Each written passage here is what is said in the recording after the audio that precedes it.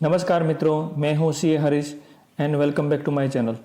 आज में हम डिस्कस करने जा रहे हैं ई इनवॉइस के रिगार्डिंग कुछ जीएसटी पोर्टल पे एक इम्पोर्टेंट एडवाइजरी यहाँ पे डिक्लेयर किया गया है। तो वो क्या चीज़ रहेगा हम लोग ये वीडियो में आगे डिस्कस करेंगे। मैंने मेरे प्रीवियस वीडियो में बताया था कि अभी जो ई इनवॉइसिंग जनरेट करने की जो लिमिट थी, टर्नओवर की लिमिट, वो जो भी एग्जिस्टिंग 50 करोड़ जो है लिमिट, वो 50 करोड़ को रिड्यूस करके अभी 1 अप्रैल 22 से वो लिमिट को 50 करोड़ से 20 करोड़ रिड्यूस कर दी गई है। तो अगर आपका टर्नओवर 20 करोड़ से ज़्यादा है या 20 करोड़ से ज़्यादा है तो आपको मैंडेटरीली ई इनवॉइस जनरेट करना पड़ेगा और ई इनवॉइस करके ही अपना इनवॉइस इश्यू कर पाएंगे। तो यहाँ पे कुछ ई इनवॉइसिंग रिलेटेड कुछ इम्पोर्टेंट अपडेट या एडवाइजरी यहाँ पे गवर्नमेंट ने डिक्लेयर किया है। क्या रहेगा हम डिस्कस करेंगे। Auto population of E invoice details into GSTR 1। आपको जो जीएसटीआर 1 जो फाइल करेंगे आप, उसमें कौन सा डॉक्यूमेंट कब डिक्लेयर होगा या उसमें चेंजेस करना है या एडिट करना है, कैंसिल करना है, वो सारा एडवाइजरी यहाँ पे एग्जाम्पल के साथ गवर्नमेंट ने जारी कर दिया गया है। तो उसको हम लोग आगे डिस्कस करेंगे। Generation of E invoice is mandatory for certain class of tax payer. वो जो मैं बताया 20 करोड़ और उससे ज़्यादा टर्नओवर है तो आपको मैंडेटरी हो गया है। As notified by the government, these tax payers are required to prepare and issue their e invoices by the reporting their e invoice data in prescribed format. उनका एक फॉर्मेट भी रहेगा and reporting the same on the invoice registration portal. इसको बोलते हैं IRP, invoice registration portal पे जाके आपको रजिस्टर करना पड़ेगा और वहाँ पे डिटेल फिलअप करने के बाद एक जो IRN नंबर जनरेट होता है, वो IRN नंबर के हिसाब से ही आप अपना ई इनवॉइस इश्यू कर पाओगे। Invoice is reported successfully on the IRP are given a unique invoice reference number, उसको IRN बोलेंगे। After issuance of the e invoice could be cancel भी कर सकते हैं on IRP within a specified period. Specified period जो है वो 24 hours है। 24 hours from the generation of IRN number generate करने के 24 आवर्स का टाइम रहेगा। 24 आवर्स में ही आप कैंसिल कर पाओगे। आफ्टर 24 आवर्स आप कैंसिल नहीं कर पाओगे। तो डॉक्यूमेंट में कौन सा रहेगा? Invoice, debit note and credit note, कुछ भी डॉक्यूमेंट हो सकता है आपका। वो सारे चीज़ आप IRP पे जाके IRN नंबर जनरेट कर सकते हो और उसको ई इनवॉइस बना सकते हो। Reported on IRP are transmitted electronically on the GST system within 2 days. After 2 days after the generation of and are auto-populated in the respective table of GSTR 1. तो आपका खुद का ही जो GSTR 1 जो आपको फाइल करना पड़ता था, वो अभी मैन्युअली कुछ भी डाटा आप अभी तक तो ई इनवॉइसिंग जनरेट नहीं करते थे, तो आपको मैन्युअली ये सब चीज़ डाटा एंटर करके आप GSTR 1 अभी तक फाइल करते थे। मैं ये लोगों की बात कर रहा हूँ जिनको अभी 1 अप्रैल 22 से ई इनवॉइसिंग एप्लीकेबल होने वाला है। तो वो जो मैन्युअली काम करते थे वो मैन्युअली अभी यहाँ पे करने की ज़रूरत नहीं पड़ेगी। ऑटो पॉपुलेशन ही होके वो चीज़ आपके GSTR 1 में ऑटो पॉपुलेट होके आ जाएगा। जैसे आप मंथ एंड क्लोज हुआ तो जैसे अपना अप्रैल 22 क्लोज हुआ तो अप्रैल 22 का जो लास्ट 30 अप्रैल को भी अगर आपने इनवॉइस जनरेट किया होगा, वो भी 2 दिन में आफ्टर। तो यहाँ पे एक गवर्नमेंट ने मेंशन किया है कि 2 दिन लगता है उसको ऑटो पॉपुलेशन होने में आपके GSTR 1 में। तो आपका 1 और 2 ऑफ मई को तो वो चीज़ सारा ही कंपाइल होके आपके पूरे के पूरे जो भी इनवॉइसेस अप्रैल महीने में जितने भी इनवॉइस इश्यू किए गए होंगे, वो 2 अप्रैल 2022 को तो आपके GSTR 1 में ऑटो पॉपुलेट होके आ जाएंगे। तो आपको कुछ भी चीज़ मैन्युअली करना नहीं पड़ेगा। ऑटो पॉपुलेशन को सिर्फ चेक करके आपके जो भी इनवॉइसेस हैं उसमें चेक करके वेरीफाई करके आप फाइल कर सकते हो। और उसमें कुछ एडिट करना है या कैंसिल करना है या मैन्युअली ऑटो करना है, वो क्या क्या रहेगा हम लोग आके यहाँ पे इलिस्ट्रेशन के साथ भी दिया गया है। And this auto populated documents appear as saved record in GSTR 1 of the tax payer with source of the document mention e invoice. Invoice is the source of document होगा क्योंकि इनवॉइस थ्रू ये सब चीज generate हो रहा है। And IRN details also mention against every record. सब चीज़ वो रिकॉर्ड के हर एक रिकॉर्ड के सामने IRN number and invoice reference number जो है वो मेंशन रहेगा। अभी इलिस्ट्रेशन के साथ हम देखते हैं। इलिस्ट्रेशन यहाँ पे दिया है कि ई इनवॉइस सोर्स क्या है, ई इनवॉइस, और IRN नंबर जो है वो भी यहाँ पे IRN करके है, तो वो IRN थ्रू सोर्स है तो वो यहाँ पे रिफ्लेक्ट हो रहा है। The taxpayer reports the e-invoicing on IRP and consequently the IRN is generated on 24th. For example 24 नवंबर को जो जनरेट हुआ है, this invoice will be auto populated in GSTR1 of the taxpayer on 26. 2 दिन का time यहाँ पे रहता है, वो चीज़ यहाँ पे क्लियरिफाई कर दिया गया है. Then auto population of the GSTR1 for IRN. IRP portal जो है उसके ऊपर पूरा GSTR1 भी ऑटो पॉपुलेट होके आ जाएगा. In this regard the following may be noted regarding, ये टैक्स पेयर के नोटिंग के लिए या टैक्स पेयर के रेफरेंस के लिए यहाँ पे एक गाइडलाइंस दिया है. क्या क्या चीज़ नोट कर सकते हैं आप. ए पॉइंट है उसमें, the tax period of the GSTR1 in which the e invoice will be auto populated will be as per the document date. Document date जो आपका जो डॉक्यूमेंट डेट है वो उसके हिसाब से वो पर्टिकुलर मंथ में ऑटो पॉपुलेटेड होगा, irrespective of the date on which the document was reported on the IRP and the IRN was generated. आपका IRN जो जनरेशन डेट है वो इम्पोर्टेंट नहीं है, आपकी जो डॉक्यूमेंट डेट है, जो इनवॉइस की डेट है वो यहाँ पे इम्पोर्टेंट है. इलिस्ट्रेशन के तौर पे अगर समझे तो tax payer reports invoice number A-253 dated 30 नवंबर का एक इनवॉइस है, 30 नवंबर 21 का, ऑन द IRP पोर्टल पे कब डिक्लेयर किया, उसको 4 दिसंबर को डिक्लेयर किया. 30 नवंबर का जो इनवॉइस है वो 4 दिसंबर को भी अगर डिक्लेयर किया है, then also in this case the e invoice details will be reflected in the GSTR1 of November 21 के GSTR1 में, even if the IRN is generated on in December 4 दिसंबर को भी भले ही जनरेट किया होगा, मगर आपने वो डॉक्यूमेंट डेट है, वो आपका जो डॉक्यूमेंट है वो 30 नवंबर का है, तो 30 नवंबर का ही GSTR1 में आपको वो रिफ्लेक्ट होगा. और 30 नवंबर के हिसाब से जो GSTR1 में रिफ्लेक्ट हो गया, तो आपको मैंने प्रीवियस वीडियो में बताया था कि अभी GSTR1 is your self assessment. Self assessment किसको बोलेंगे, अभी वो भी डेफिनेशन मैंने प्रीवियस वीडियो में बताया था कि जो सेल्फ असेसमेंट की डेफिनेशन अभी चेंज कर दी गई है. तो GSTR1 में जो रिफ्लेक्ट हो गया, नवंबर के GSTR1 में रिफ्लेक्ट हो गया, मतलब नवंबर 21 की लायबिलिटी होगी, और वो हिसाब से जो भी आपका पेमेंट की लायबिलिटी आएगी वो आपको 20 दिसंबर, इसको एग्जांपल में अगर समझे तो 20 दिसंबर को उनका पेमेंट भी आपको करना पड़ेगा. तो इनवॉइस डेट जो रहेगी वो बहुत ही इंपॉर्टेंट रहेगी. इनवॉइस डेट के हिसाब से ही सारा डाटा ऑटो पॉपुलेशन होके GSTR1 में रिफ्लेक्ट होना चालू हो जाएगा, नहीं कि आपकी IRP जनरेशन डेट है वो इंपॉर्टेंट नहीं है यहाँ पे, वो ये इलस्ट्रेशन से समझ में आ रहा है. Then next is B point, if the taxpayer report the document, जो भी आपका डॉक्यूमेंट है, इनवॉइस, डेबिट नोट या credit note, on the IRP after filing the GSTR1 for that period. कुछ ऐसा सिनेरियो हो सकता है कि GSTR1 फाइल कर दिया, उसके बाद है, हम इलस्ट्रेशन में समझेंगे, तो उस स्टेज में क्या होगा, then the e invoice will not be auto populated in any subsequent GSTR1 जो है उसमें ऑटो पॉपुलेशन नहीं होगा. तो Excel file containing the invoice detail can still be downloaded from the GSTR1. जो GSTR1 जो आपका रहेगा उसमें रिफ्लेक्ट हो जाएगा, तो एक्सेल के हिसाब से आप ऑटो पॉपुलेशन होकर नहीं आएगा, मगर एक्सेल फाइल डाउनलोड कर पाओगे.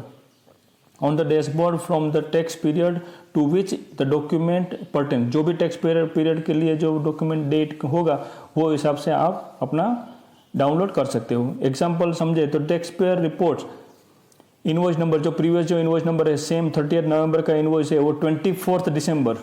यहाँ पे क्या होता है कि 30 नवंबर, जो नवंबर का रिटर्न आपको 11th ऑफ नवंबर को तो फाइल करना होता है GSTR1. तो GSTR1 of the November was already file on 10th दिसंबर. 10 दिसंबर को तो आपने ऑलरेडी फाइल कर दिया गया है. जो GSTR1 जो आपका है नवंबर का GSTR1 10 दिसंबर को तो आपने फाइल कर दिया है, और आपने उसके बाद आपने रिपोर्ट किया है. IRP कब जनरेट किया है, IRN कब जनरेट किया, 24 दिसंबर को GSTR1 फाइल करने के बाद में. Then the consequently invoice number जो है will not be auto populated in GSTR1 and would be available for download in the Excel format appearing on the GSTR1 dashboard for November 21 का select करके period, क्योंकि ये नवंबर 21 का invoice date है, तो वो पीरियड सिलेक्ट करके आप स्टिल आप वो चीज़ डाउनलोड तो कर सकते हो, और आपके जो डैशबोर्ड है वहाँ पे तो रिफ्लेक्ट होगा, ऑटो पॉपुलेट होके नहीं आएगा ये केस में. Then third scenario, C scenario है, if the tax payer reports the documents on the IRP after manually entering the document in GSTR1. कभी क्या होता है कि IRP जो है वो the tax payer reports the documents on IRP में रिपोर्ट करने के पहले ही उन्होंने मैन्युअली एंटर कर दिया GSTR1 में, तो the manually enter data will not B over return even if the GSTR1 is not filed. GSTR1 file नहीं होगा तो भी वो मैन्युअली जो GSTR1 में जाके आपने जो भी डॉक्यूमेंट नंबर जो एंटर किया है वो ओवर रिटर्न नहीं होगा। And the Excel file containing the e invoice details can still be downloaded from the GSTR1। आप वो एक्सेल फाइल तो डाउनलोड कर ही सकते हो on the dashboard of the tax period on which the document pertains। जो भी month का आपका डॉक्यूमेंट होगा वो हिसाब से आप डाउनलोड कर सकते हो। Since the document already exists in the GSTR1 and it is not auto populated in GSTR1 from IRP। IRP बाद में किया, आपने IRN क्या किया, बाद में जनरेट किया, पहले ही उसको वो डॉक्यूमेंट को GSTR1 में मैन्युअली एंटर कर दिया है और उसके बाद फिर IRN जनरेट किया है, IRP पे बाद में रिपोर्ट किया है। A message regarding this will be mentioned in the Excel file against the specific document. जो स्पेसिफिक जो भी डॉक्यूमेंट होगा उसके सामने मैसेज भी यहाँ पे कि कौन सा स्टेटस है वो यहाँ पे रिफ्लेक्ट हो जाएगा वो डॉक्यूमेंट के सामने। तो टैक्स पे रिपोर्ट्स जो अपना invoice number A252 on 15 November on the IRP on 20 नवंबर। तो 15 नवंबर को ऑलरेडी मैन्युअल एंटर कर दिया था, उसको IRP जनरेट किया है 20 नवंबर को। However the tax payer already manually added the invoice number so and so, जो invoice number A252 on dated 15 नवंबर को ऑलरेडी मैन्युअली पहले ही GSTR1 में एंटर कर दिया गया है, मगर उसका IRP पोर्टल पे IRN नंबर जनरेट किया कब किया, 5 दिन के बाद 20 नवंबर को in the GSTR1 before 20th November। In this case, the invoice entered manually in GSTR1 will not be overwritten and could be viewed in the Excel file। overwrite नहीं होगा, वो ऑटो पॉपुलेशन के हिसाब से overwrite नहीं होगा, वो manual ऐसा ही एज इट इज रहेगा रिकॉर्ड, और वो आप एक्सेल के तौर पे एक्सेल में डाउनलोड भी कर पाओगे बाद में भी, और वो आप व्यू भी कर पाओगे। The suppliers reported in the e-invoicing are auto populated in तो फॉलोइंग GSTR कौन से GSTR1 का जो टेबल है उसमें रिफ्लेक्ट होगा वो भी यहाँ पे मेंशन किया गया। तो आपके जो taxable outward supplies made to the registered person, जो रजिस्टर B2B जिसको बोले हैं B2B, वो होगा 4A, जो टेबल 4A है उसमें रिफ्लेक्ट होगा। Then the tax payer outward supplies made to registered person attracting reverse charge, अगर रिवर्स चार्ज के हिसाब से है तो B2B जो बोलेंगे उसको 4B supplies attracting tax on reverse charge wages, वो 4B टेबल में रिफ्लेक्ट होंगे। देन एक्सपोर्ट सप्लाई होगा तो वो 6A टेबल में रिफ्लेक्ट होगा। Then credit note debit note होगा वो 9B में, CDNR करके जो है वो 9B टेबल जो है उसमें रिफ्लेक्ट होगा। Then credit note debit note issued to unregistered person, जो एक्सपोर्ट है विदाउट पेमेंट ऑफ ड्यूटी या पेमेंट ऑफ ड्यूटी, उसको 9B टेबल 9B में, ये GSTR1 के टेबल है, GSTR1 के कौन से टेबल में ऑटो पॉपुलेट हो गया आएगा वो भी यहाँ पे बता दिया गया है। तो वो हिसाब से आप अपना सारा रिकॉर्ड कंपाइल करके उसको क्रॉस चेक कर सकते हो अपने जो एक्चुअल डेटा है उसके साथ।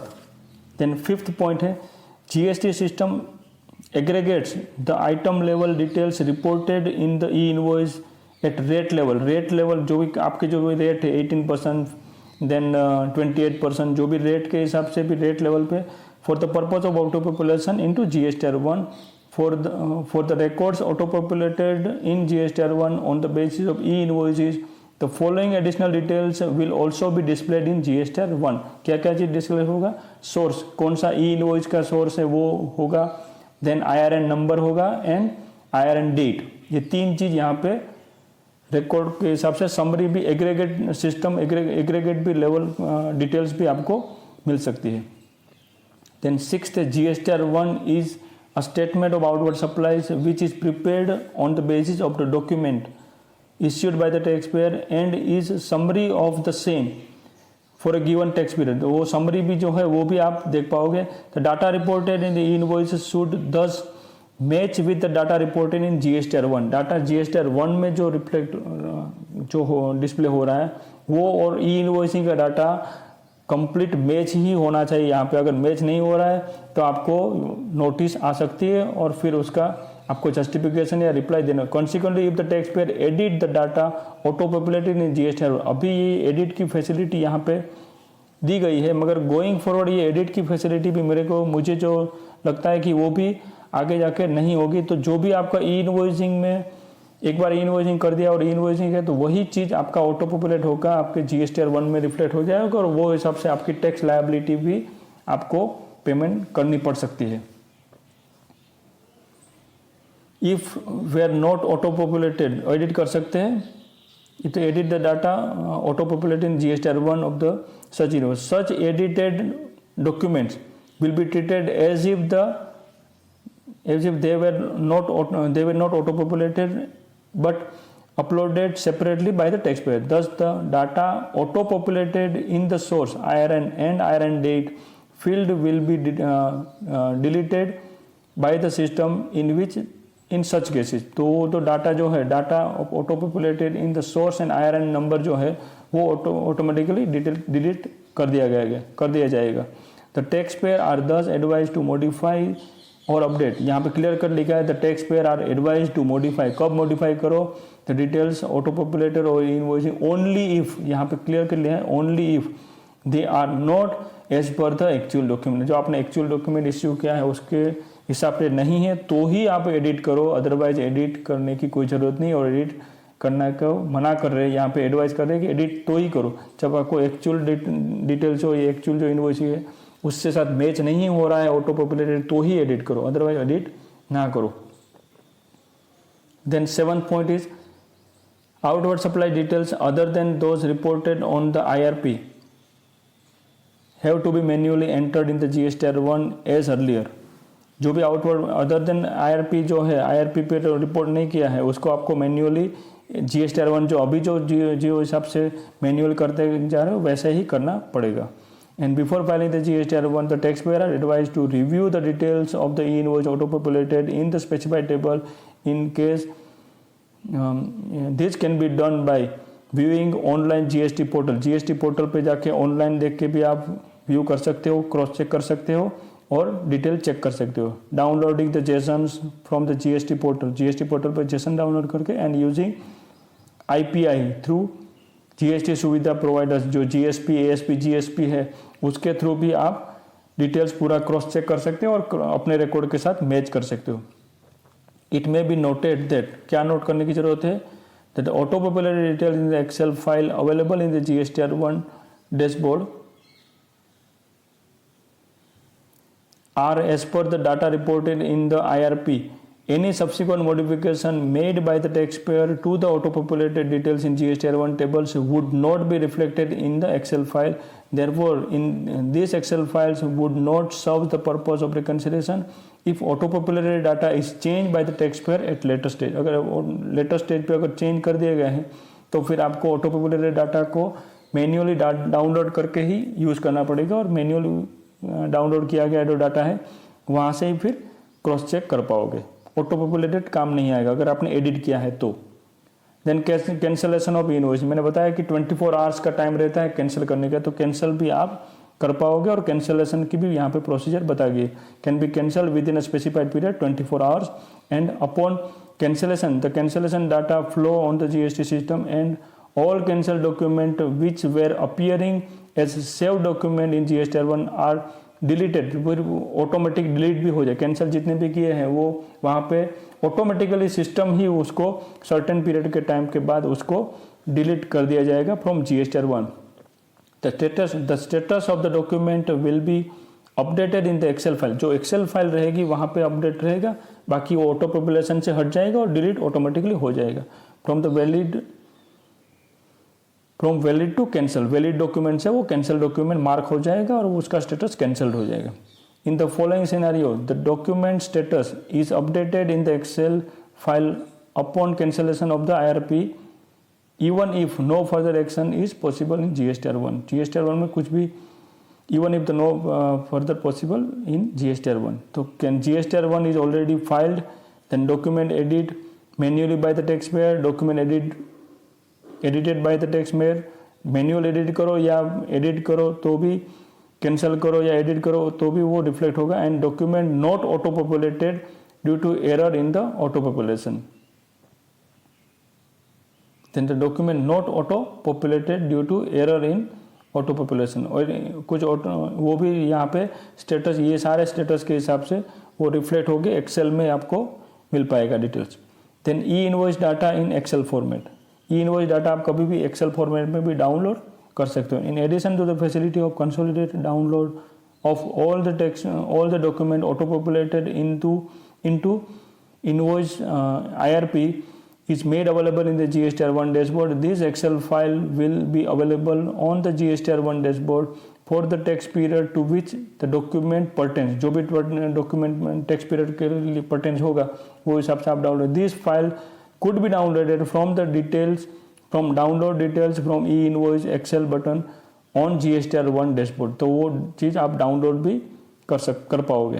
देन 10th पॉइंट है in excel file contents the document wise details reported on the invoice IRP are the following details. क्या डिटेल रहेगा? एक तो IRN नंबर 64 डिजिट का जो है वो, then IRN date, then e invoice status can valid है कि कैंसिल है वो भी यहाँ पे डिक्लेयर होगा।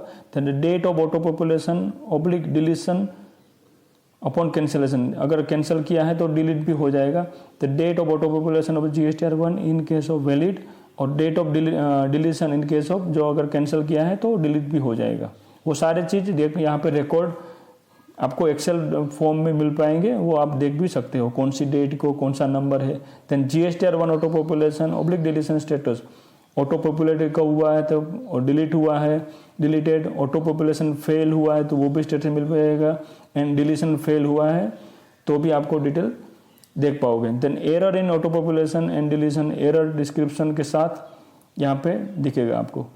Then 11th point is the tax payer can use the link e invoice download history to view the last list of last 5 downloaded file, जो 5 आपकी डाउनलोडेड फाइल रहेगी उसकी पूरी हिस्ट्री और डिटेल्स आप देख सकते हो। On click of the link the file will be downloaded, a screenshot of जो पेज हो जो content in the page in the excel download features and e invoice detailed history is mention below. तो यहाँ पे वो screenshot भी दिया गया है तो आप डाउनलोड भी कर सकते हो।